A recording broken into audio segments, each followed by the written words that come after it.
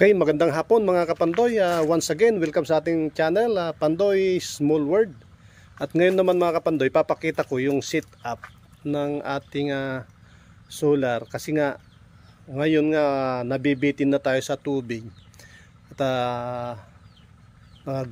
gumagawa tayo ng paraan na kahit papano ay matulungan tayong mapatagal itong paglubog ng tubig.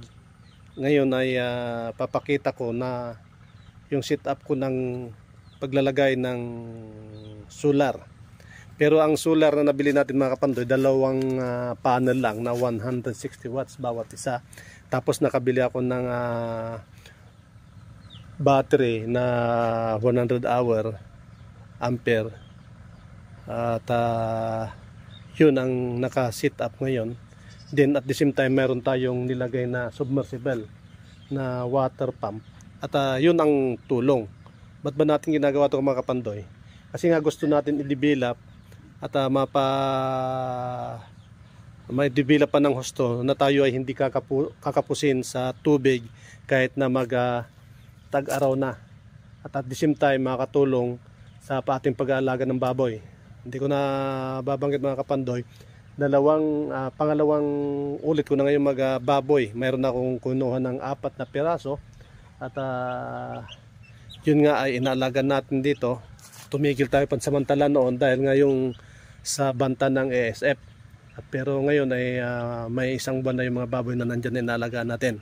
So yung mga kaibigan natin dyan mga kapandoy na hindi pa nakapag-subscribe at mahilig manood sa farming, nandito si Pandoy at panoorin nyo, subscribe kayo para anytime na mayroon tayong bagong upload regarding dito sa dinidevelop natin ay ma-notify at mapanood nyo ako. So ano ba yung ginagawa natin? Ito kapandoy yung setup ng ating water pump. Ng solar pala. Ito mga kapandoy. Ito yung ating battery na 100 ampere hour. 20 hour ang ano niya. Tapos ito yung kanyang pinaka controller. May 14.0 volts na lalaro sa kanya. Fluctuate, nagna-19 siya. Kung konsira na ito. Tapos itong Bosca na kanyang inverter. Ang connection nito mga kapandoy, ito yung galing dun sa panel sa labas, papunta dito sa controller, tumakbo sa battery. Sa battery ito tayo kukuha ng inverter. At mula dun sa inverter, tayo ng outlet para dito naman kukuha yung ating submersible. At ano ba kalakas yung setup natin? Ito mga kapandoy.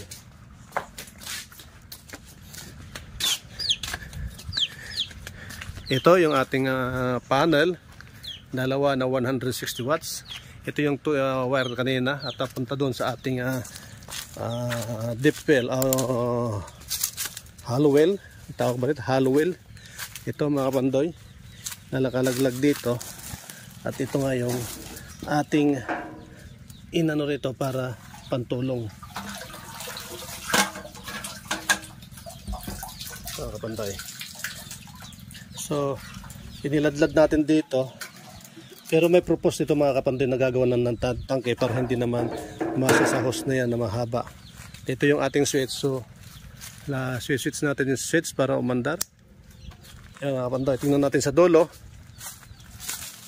Ano ba yung sinusuplayan ko? Ano ba yung pinapatubigan ko rito?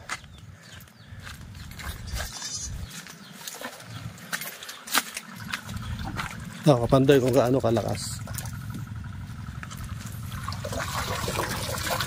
Ito kapandoy. So medyo may kalakasan din. Kita ba? Ito may kalakasan mga kapandoy. So kung ito ay elevate, gagawa tayo ng temporary tank, kakaroon ng malaking pressure, pwede natin gamitin sa ating pag-aalaga ng baboy. So ito ang ginagawa kapandoy. Mamaya di-discuss ko yung mga plano ko rito at kung ano yung bakit ito gagawin natin para doon sa pagpapanibago nating pag-aalaga man ng hito. So yun mga kapandoy yung ating ginawa sa ating panel. Pwede rin itong dalhin doon sa may baboy. So patayin muna natin mga kapandoy. Patayin natin at ano natin sa may baboy. So ito mga kapandoy, ang purpose nung inano natin na pump, makakatulong sa pagpapaligo natin ng baboy. Ito. So tulad ng sabi ko kanina, mayroon tayong 4 na baboy dito na inaalagaan. Mga 1 buwan na natin nabili ito mula nung nabili. At ito ang gamit. Ngayon, i-improve pa natin mga kapandoy yung initial na gawa natin dito sa ating ginawang solar. Paano natin i-improve? Gagawa natin ng kapandoy ng elevated tank para hindi naman mapahirapan yung ating battery. Kasi trinay natin minsan, kaya niyang i-drain yung battery kahit na 2 panel na yon. Kaya pa niyang i-drain. At makakatulong na to kahit nasa patubig sa sa palay, pagkano ay kayang mag-supply. At pwede rin nating gamitin pampatubig dito sa ating natutuyuan ng hituan. Ano ba yun mga kapandoy na natutuyuan natin hituan dito? So mula mga kapandoy sa inano natin kanina doon sa concrete pan, pwede lang kasi yung hose na ganoon, pwede lang kung saan mo gustong patamaan. Pero pagka nagkaroon tayo ng elevated tank, lalagyan na rin natin ng permanenteng bubong yung ating concrete pan.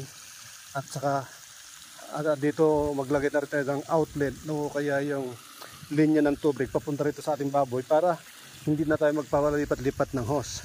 Pero ang advantage ngayon nito, dahil nga wala pa tayong elevated tank, although nandyan na, panahon na lang ang yung time na lang natin nagagawa ang inaantay natin. So ganito na lang muna, temporary. Gaano ba kalakas na pandoy yung inalagay nating pump? Medyo yan, malakas mga kapandoy. Kung sa maghapon at hindi niya kayang i-drain yung battery, malaking tulong na ito. Kaya kung sakalin na hindi kayanin, kapandoy mo observe mo talaga hindi niya kakayanin, dadagdagan natin ng panel. So baka bumili pa tayo ng 2 panel. So yung 160, 320 magiging 640 ang magiging watts na nun. Okay, so once again mga kapandoy, at subscribe kayo sa ating channel at makita nyo yung ating improvement na gagawin at paano natin i-improve tong buhay dito sa ating dinidevelop na farm. At ito ngayon mga kapandoy ay nagsisimula ng matuyo, wala na yung bukal. Yan na yung level ng tubig. So once again, magandang hapon.